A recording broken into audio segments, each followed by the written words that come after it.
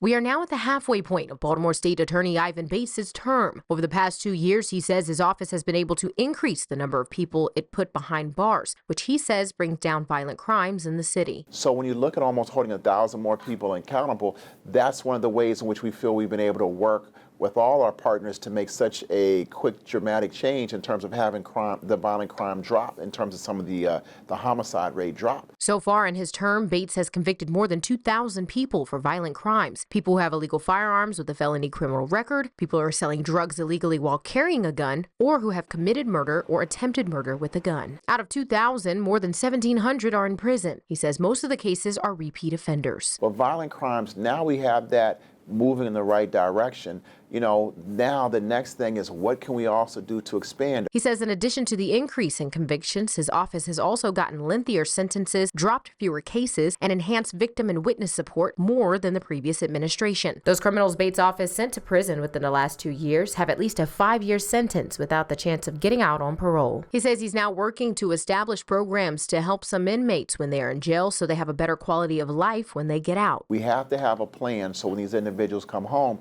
to make sure they do not continue to be in that life of crime that led them to prison. Bates says he wants to focus on permanent solutions to help reduce violent crimes long after his administration. And so we have to make sure that as we climb as a community and our city moves in the right direction, are we lifting all of those others to make sure we can move together? He says, unfortunately, there's not a simple solution. That's why he talks with people in different communities throughout Baltimore. Because every neighborhood is different, every issue neighborhood is different from what, East Side and West Side and Cherry Hill, everything is different.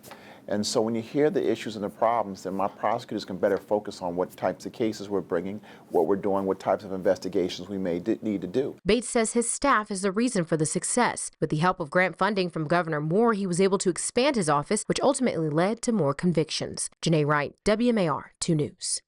Did you enjoy that story? If so, don't miss out on other great content posted daily. Subscribe to us by clicking on that circle and start watching the latest news and weather right here on YouTube.